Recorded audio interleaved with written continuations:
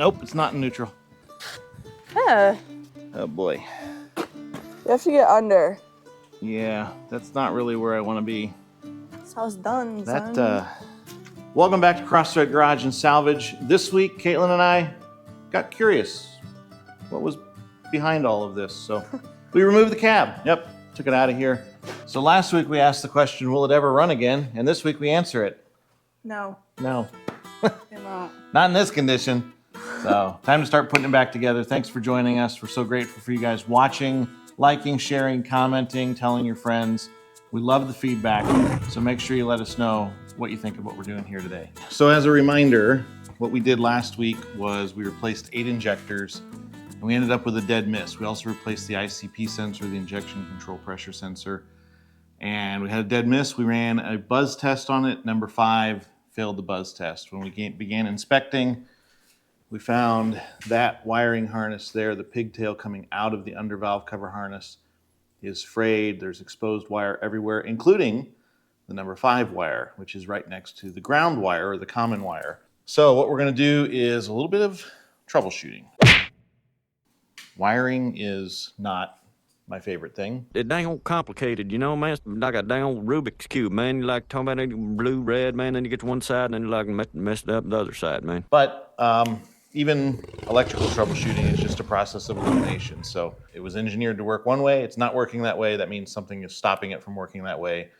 So we're just gonna begin eliminating the possibilities. So first thing we did was we charged the batteries because the hard starting, long cranking that we were experiencing could have been low batteries. We also put the old injection control pressure sensor back in. Do you need to go take a nap? Yes. You good? Nope. What we are gonna do now is a quick electrical test. We're gonna ohm test from the injection driver module. This is the computer that actually runs the controls for each of the injectors. That wiring harness comes across here, goes under here, the 42-pin connector here for the engine harness, goes across to all of, well, everything. Okay, so I've looked at a pinout guide for this. Let's see, common. This is our number 5 injector. What's that number? 2.5. 2.5? 2.4. 2.5. Okay.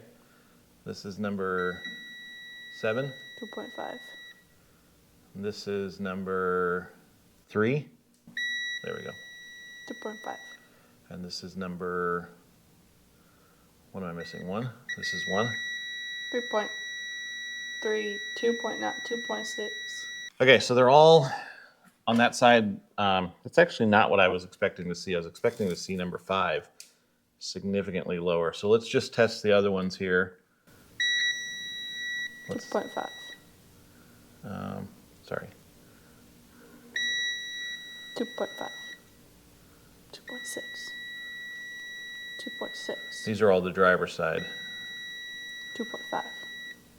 Okay, well, while I'm ohming it, I want you to just grab this and wiggle that around, okay? Okay. Don't break anything, just wiggle it. Wiggle. Not yet. Wait, Wiggle. wiggle it. Okay, stop. That's not actually great news because even moving it, we were getting no change in the resistance. So, okay, so the other place where this commonly rubs and actually rubs through the wiring is right here. And you can actually see where it's worn the paint off of there from rubbing. So this pink wire here is clean, but it doesn't look like it's broken through the wire insulation. So I don't think that could be our problem. So what we need to do now, Caitlin, is hook back up that IDM and try and start it. We'll see. I mean, it's been... Do you need to go take a nap? Yes. You up late last night? Yeah. Guys, let's take a quick break here and just talk about the sponsor of today's episode, Arc Captain. Now, listen, I get it. Some of you are a bit skeptic about buying budget tools for your workshop or your garage.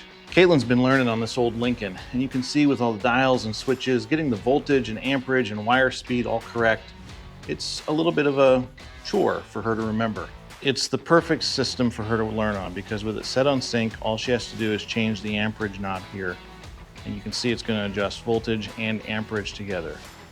You can do stick welding, you can do TIG welding, you can do MIG welding with a gas shield, or MIG welding with no gas shield. The other thing is that while we've got it hooked up to our 220, hello Marty, you can run it off a 110 by plugging it into this connector here. The Arc Captain MIG 200 is a great solution. Arc Captain has all the accessories you need, all the wire, all the guns, all the leads, anything and everything, plus a great warranty and an incredible customer solution center to help you out with any challenges or questions you may have. This isn't a fly-by-night company. They've been in the game for over 20 years, and we're happy to be using their product in our garage to help Caitlin learn how to do the thing that's going to be so critical to building out her 41 Ford truck on this F350 chassis. I'm stacking ducks. It's dimes. You're stacking dimes. Mine look more like ducks. It's been 3 days since we were out here, so we're going to start it and see if it has healed itself, maybe. Actually, I've already ordered a new engine harness. Already ordered a new engine. So we ordered a new engine harness, which is from this wire out to all of the different sensors, including the undervalve cover harnesses. So part of that's because it's all oily, greasy, it's a mess. Part of it is we know it's frayed and worn out over there. Generally, if you have a dead miss, you're gonna have an injector that's not oiling, which means you're not gonna have oil pumping out of the oil diverters here and here and here. Number 5, we suspect is our dead one. We're gonna fire this up and check and see if we've got oil coming out of there. Before we start this up, I would have Caitlin check the oil, but the top end of the dipstick tube kind of left the chat the other day. Dipstick is off the chat. So it rusted off right here at the end.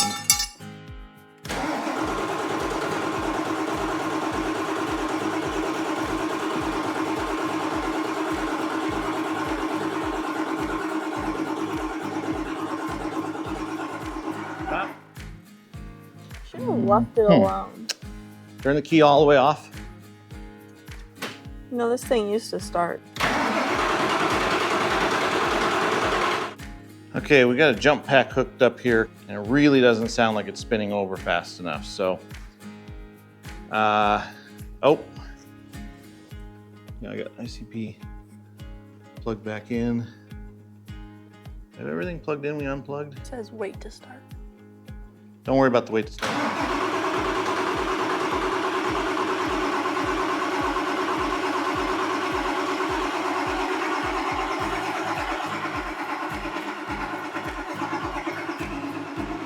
Stop. So just like last week, this starter relay is getting hot just with the key on. And I don't know where that resistance is coming from, but it's not starting now. Notice when I was messing with the plugs, checking plugs, that the ICP sensor, the old one, was wiggly, but not at the plug. And I pulled it out, but that was cracked open. So I put the new ICP sensor in, battery charger on. Caitlin, go ahead and crank it this time and see if that makes a difference.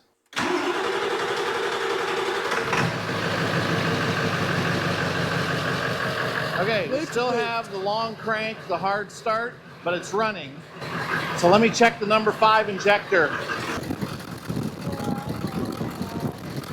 It looks like they're all spitting oil.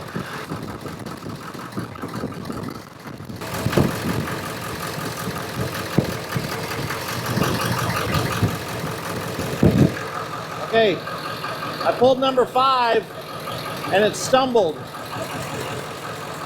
The number 5 is not our dead cylinder. Truthfully, I don't think we have a dead cylinder right now. I got my foot on the frame. Feels pretty smooth. Let me go ahead and unplug the other injectors. Hold this, I'm gonna unplug the number 1 and the number 3 injectors while it's running. This is number 3.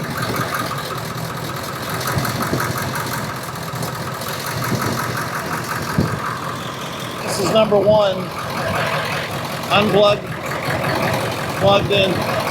So all 4 of these injectors on this side are firing properly. So why isn't it starting right away? You see, this is a good question. So what we need to do is go ahead and pull this valve cover off here tonight. And we're going to unplug each of those injectors with it running. And we're going to confirm all 8 injectors are working properly. And that way we can button it back up and prepare for a wiring harness swap. Caitlin's got the valve cover off and the 42-pin connector. And nothing's coming on. The batteries aren't connected. Just wait. I'm going to unplug each of these injectors one at a time. If the motor stumbles when I unplug it, we'll know that that injector was firing. Burn the hole.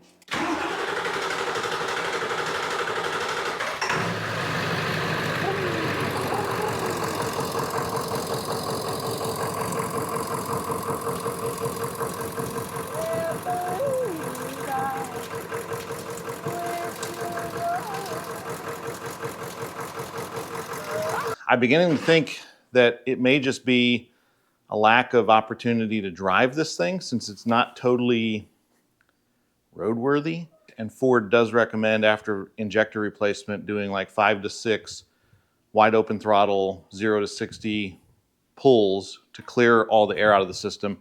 Troubleshooting, what have we done? We charged the batteries. We ohm tested the IDM. And we replaced the ICP sensor. And we unplugged each of the injectors. So we confirmed each injector was firing and contributing. 1 day later. Well, if you've been around long enough, you know that our motto here is, if it's worth doing twice.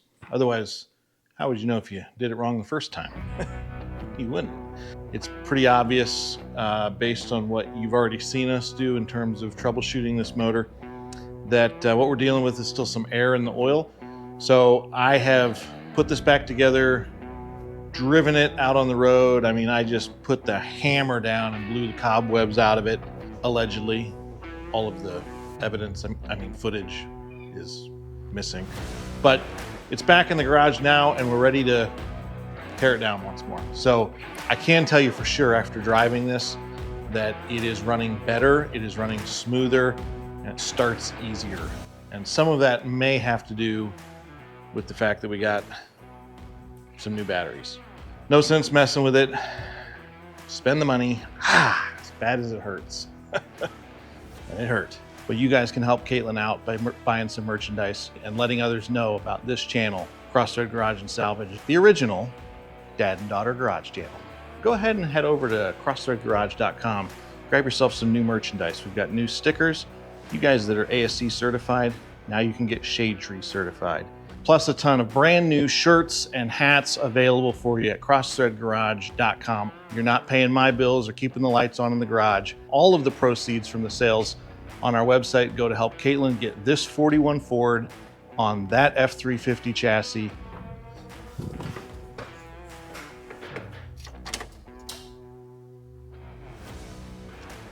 Oh, that's not good.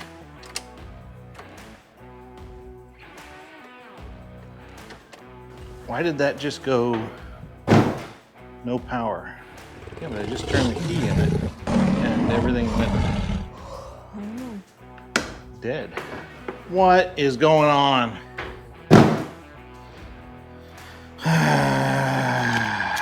So I plugged that battery in and my CTS monitor comes on, so it's got power, but I turn the key to power on and everything dies. So if you don't want to pull out all your fuses, Caitlin, there's metal on top of each of these fuses. You can just ohm test them to see if there's continuity through the fuse. Well, all the fuses are good. Relays, I don't know. All right, Caitlin, so just doing my best to troubleshoot wiring, which for me consists of just pulling on stuff. So I got to pulling on this and look, isn't that cute? That's our main feed wire. Yep, that's sparking. That's probably what got really hot the other day. It could actually be contributing to some of our problems because that's not... Like why it wasn't starting right away? Well, I mean, it's not totally inconceivable. Inconceivable! You keep using the word. I don't think it means what you think it means. I mean, that is undoubtedly what caused these wires to melt the other day.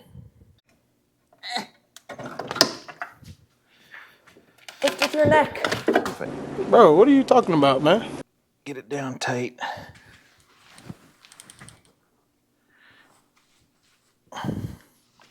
Ooga doogas. Wait, if we fix this and the truck starts right away, We're geniuses. and then we don't have to do a whole lot of work in here tonight. Yeah, we do. We still need to change the whole wiring harness for the motor, remember? All right, remember? All right, so key is on. I'm just going to try a little jumper wire here. I don't know if this will work.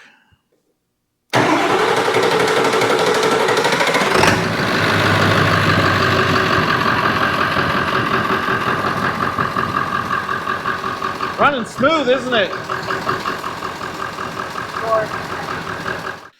My jumper wire fell apart. Shocker. All right. Turn the key back on.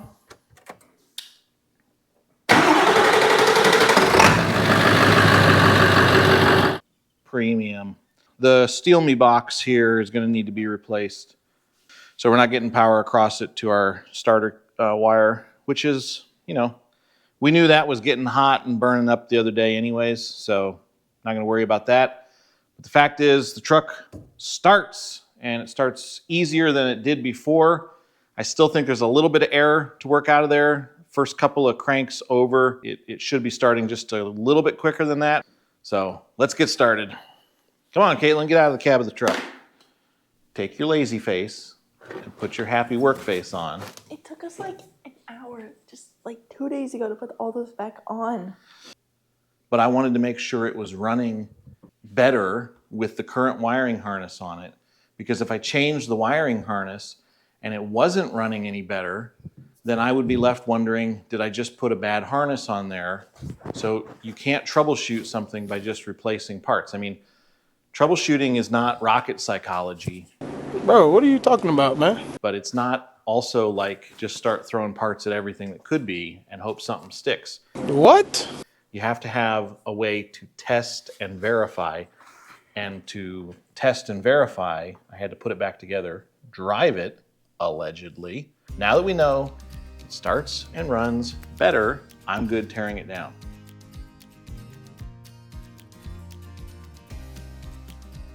Listen, you guys have heard this before. I've said it before, I'm an American by birth, a shade tree mechanic by necessity. Of course, what I mean by that is I keep buying crap that needs the kind of attention that a left-handed puppetry major looking for work needs from their life coach, which of course is a weekly appointment with the distinct possibility of a major overhaul taking place at any moment, while knowing that the countdown to the next time it falls flat on its face has already begun. It's a true story. Okay, Caitlin, so basically what we're gonna do is just start right here at this 42-pin connector that we just disconnected from the main harness that goes over to the ECU and IDM. And we're gonna just start unplugging everything across the valley here. So the new harness comes with a new glow plug relay and intake air heater relay, which is right here. So those are going to come off. We're not going to have to disconnect these wires. We just need to get the 2 bolts out that hold that down. As we lay the wire in there from the 42-pin connector, it's basically just going to, where it lies is going to determine what it plugs into. And most of these plugs, I don't know that there are any plugs actually that are like interchangeable.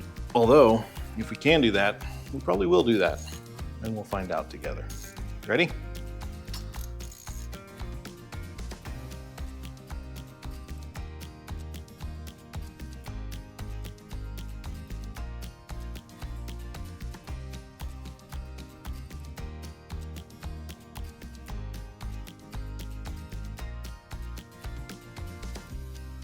All right, Where's the prize?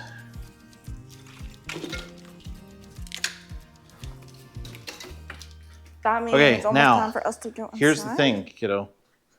Here's the thing. In a perfect world, we would put that wiring, that new wiring harness back in here, start it back up, make sure it's working. Too bad we don't live in a perfect world. But we don't have time for that. Ain't nobody got time for that. We have our Capulla. annual car show coming up this weekend, and that's on Saturday, all day Saturday. Friday, we have to be able to pull the cab off of this, which means it's now 10:15 on Wednesday night, which means between now and Friday morning, when our buddy gets here with his gantry crane, It'll be a we lot need easier to to- put that on when the cab's off. we need to, that's true, but we also need to have brakes, clutch, steering, wiring harness pass through, engine bay harness stripped out, under dash harness with the gas pedal stripped out, ECU stripped out from under the dash. We need to have this disconnected from this core support so that we can lift this with the cab, disconnect all the heater hoses, AC, everything has to be disconnected so the cab can come off. So we've got quite a bit of extra wrenching to do.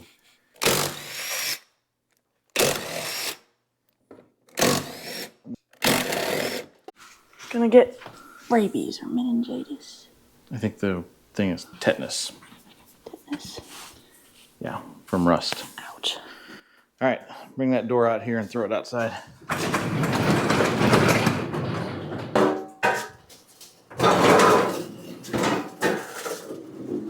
All right, doors are off, and Caitlin, I think what we're gonna do is cut this right here under your elbow. The reason for that is, number one, the front of this is all rusted out. So in terms of scrap or salvage value, no one's gonna want this to replace their cab. It's rusted in the top, it's rusted in the bottom, it's rusted in the floors, it's rusted in the front. It's junk, it's going to the junkyard. So we're gonna cut it there, and we're gonna cut it over here, and that way the cab can be separated. We're gonna have this harness that runs under the hood to the gas pedal, through that fuse block, connects to the IDM and the ECU. We're gonna have all that rebuilt by Cody Fordall out in California. He makes a standalone harness that connects to the engine harness. So basically removes all of the extra wiring for lights and sensors and stuff for the body control that we don't need anymore. We're gonna have to strip this and send it to him as a core, and he'll get that rebuilt and sent back to us. So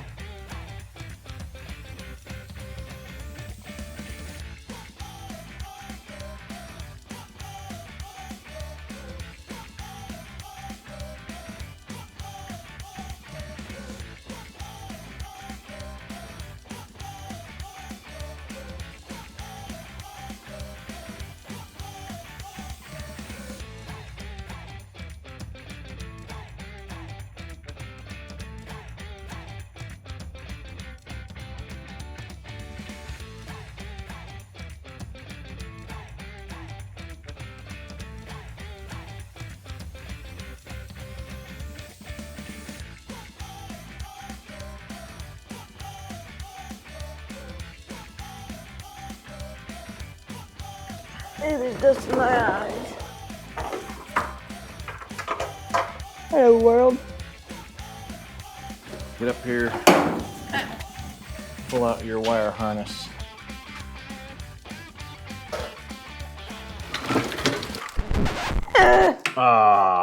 One more. You didn't even do any of this. I did all this. Well, I guess that's you're to blame for that being still plugged in then, huh? Can't see what I'm doing. I can't tell. I don't know why, but looking away helps. See? All right. I looked up there, and it helps. Well, we had a little bit of surgery we did to the dash here. Number one, I wanted to keep the odometer with 377,000 miles. Number two, we had to get in here and snip some of the wiring harness, and it was just easier to pull all this out of the way. So, well, I thought it would be easier. Turns out, actually, I didn't need to do all that. Kaylin, you want to hear something surprising I heard today? Sure. I read that cows kill more people than sharks every year. Well, that's surprising. I didn't think cows killed sharks very often.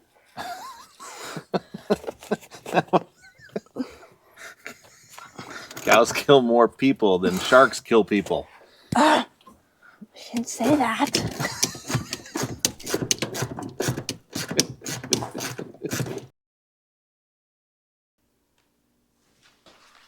So I'm out here editing, and I realized that Caitlin's picked up the camera and thought she was talking to you all, but didn't turn the mics on.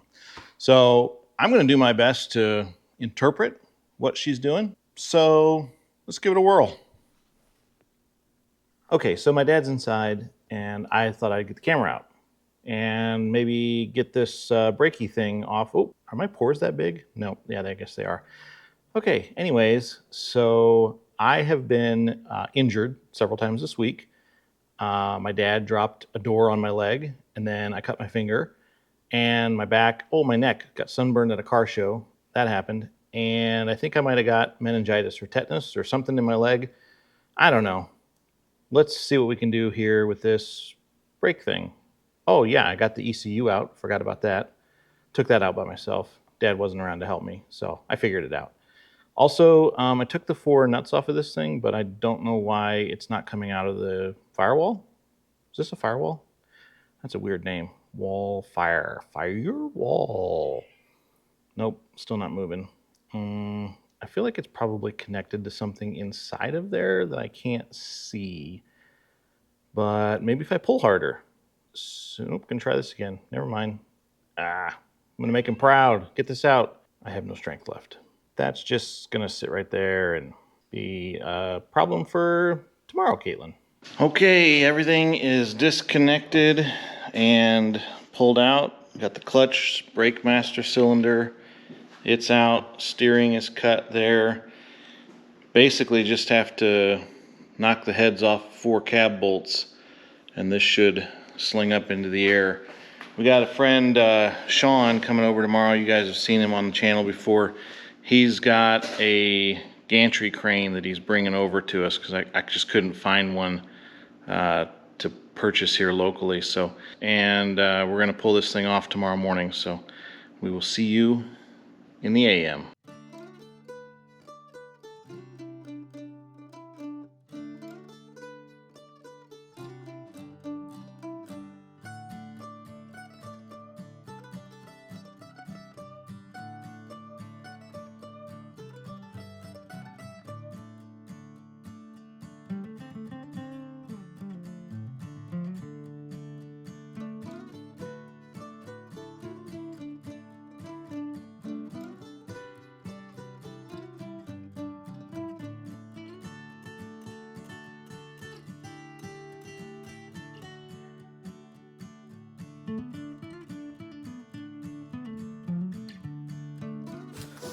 All right, we're free. Caitlin, if you want to get back there and push on it, Sean and I'll steer and move the cab over anything that gets hung up on. Oh, sure. I'll just push the whole thing. It's fine.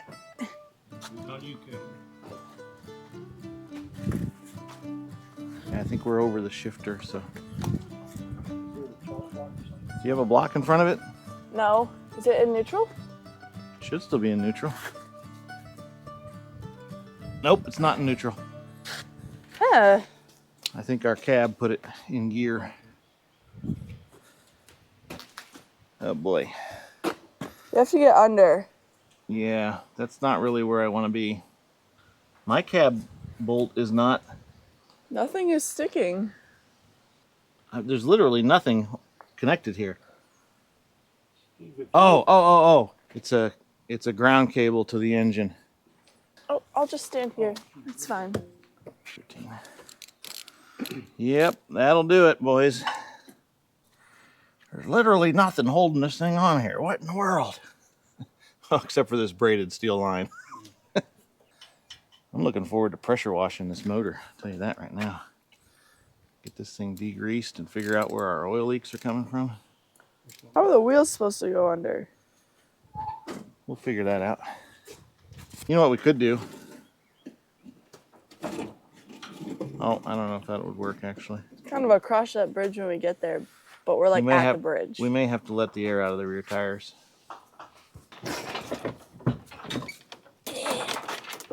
Oh. Well, it can't hurt anything. Let's put it down. Let's grab a bolt hole. What? Let's just set it back down on the frame. What? All right, we're gonna set this down. Just let it rest on the frame, and then we're gonna, one leg at a time, lift this without any weight on it. That's how we got it up there. So. Hey.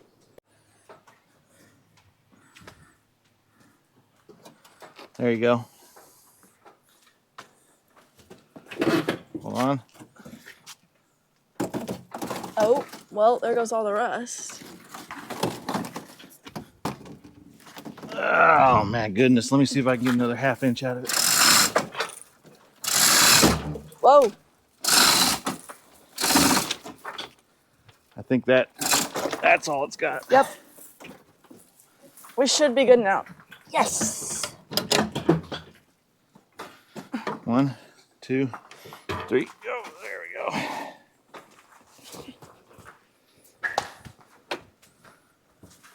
So it's done, son. That's a big relief, Sean. Thank you. That's a big relief. What do you think? This is gonna look pretty good on this frame. Yeah, that truck is gonna look awesome.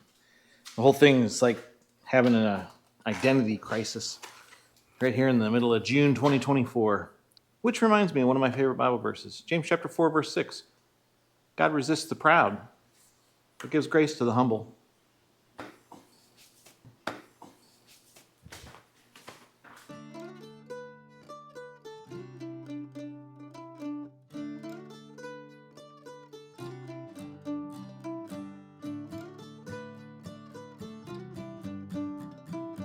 I wonder how that 41 cab and front clip would look on a shorter chassis. If you guys want to see how this project started, check out this video right here.